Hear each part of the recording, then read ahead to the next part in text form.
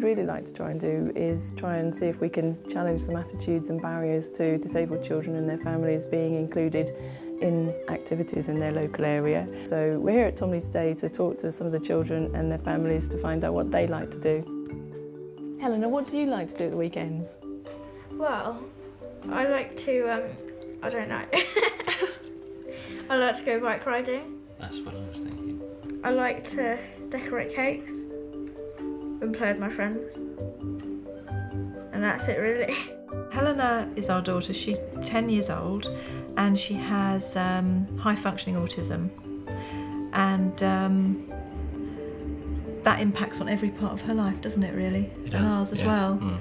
So she's got social communication problems and it means that she can't make friends easily. She also suffers with anxiety issues, very high anxiety she has, amongst other people, especially crowds.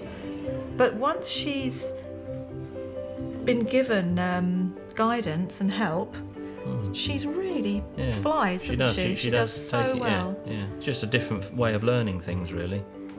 It just means we have to be very prepared all the time, or whoever's working with her, to run through, like have a rehearsal really, of what's going to happen, exactly what's going to happen and when, and what's expected of her, and give her that initial sort of reassurance, and then she's fine.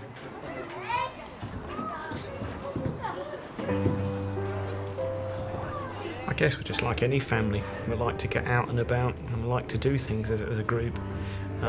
We enjoy going swimming. We enjoy going to places such as Wadston Manor, somewhere like that, where we can just get out and about.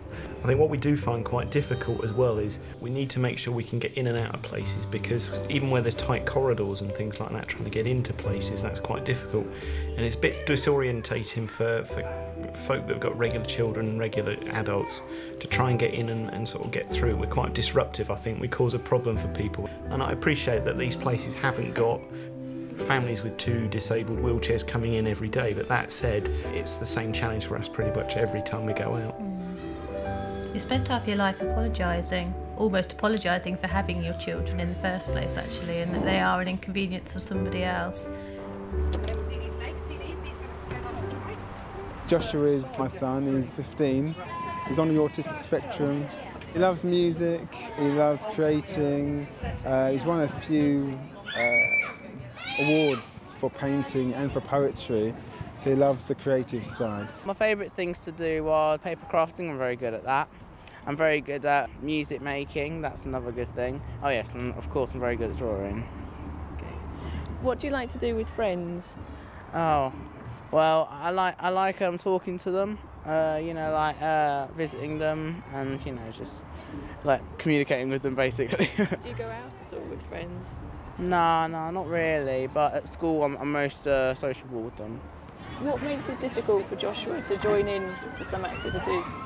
It's just his communication. He just finds it hard to understand what other people are saying and feeling, and so he doesn't respond as well as he could. He's still learning. So if people are working with Joshua or trying to help him, what things can they do or get to know about him?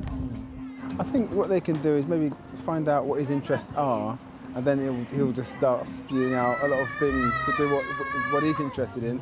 And what people find is that he's interested in some of the same things that they're interested in. So they realise that there's, you know, not much different between him and everyone else, really. I've got a camper up here! Can you get it down? I don't like counties. Oh, no, dude! What do you like to do at the weekends? Weekends? Play on the Wii. What about playing with other children? Yeah, do sometimes. Who do you like to play with? I don't know, actually. I don't know. He's a very intelligent little boy, but he only sees himself and he can't see other children. He can be sensitive to their pain, but he doesn't understand. He hasn't really bonded with anybody. He likes his brother, and his brother is used to him. What are the difficulties that you find in taking Sam to activities that other children who aren't autistic go to? Parents don't understand. They think you just tell him to stop, but he won't. And because those children act normally, and some will react to other children and become violent, they don't understand. And it can be very hard because other parents have ostracised me. Naomi was born able, but she had acquired brain injury 2 years ago, and that has given us a setback in terms of her cognition and behaviour. What needs does Naomi have if she was going to an activity? She has no safety awareness, and also to actually call her name before any activity. So you call her name, Naomi, sit down, and then you give a set of instructions, otherwise it's like a brick wall. So those are the strategies in place. And once that's happened, how easy is it for her to join in? She does join in.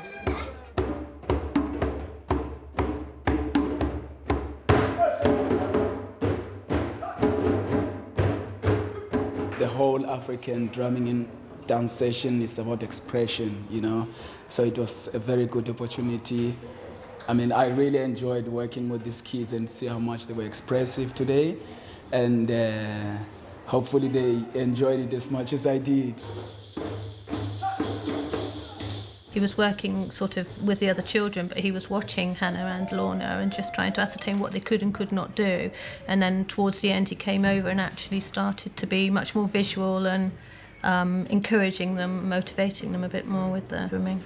It was very good. It's just harder, I suppose, sometimes just with our two daughters to get them involved, but he seemed very willing to do that. And he got all of the children involved, and they did it all together.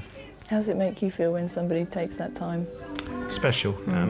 Yeah, I suppose we're used to folk not knowing what to do with our children. I don't think there's anything in terms of people who are alienating us and sort of trying to push us away and not get involved with us. They just don't know how to get involved with us and how to look towards the children and gear up, and it's just getting to know them, I suppose, and he actually made the effort.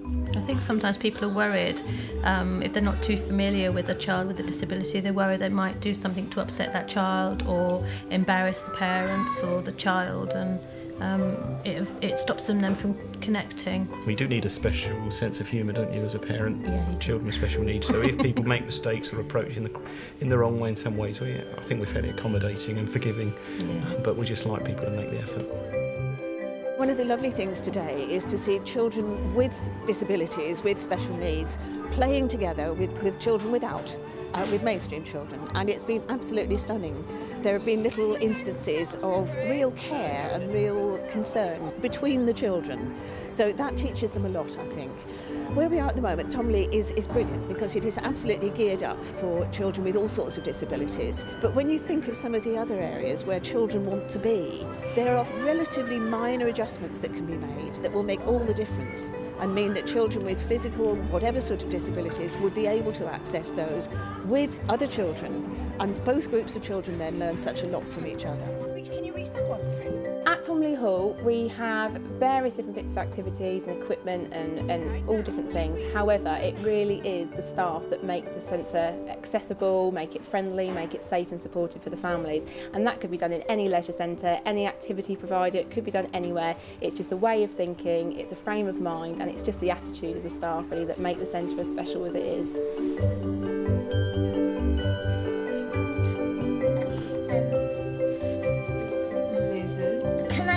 Yeah, try. Leopard. The other way. Yeah, that's it.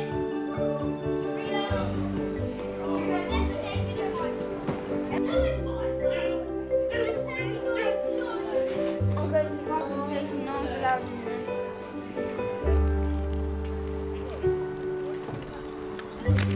You got one.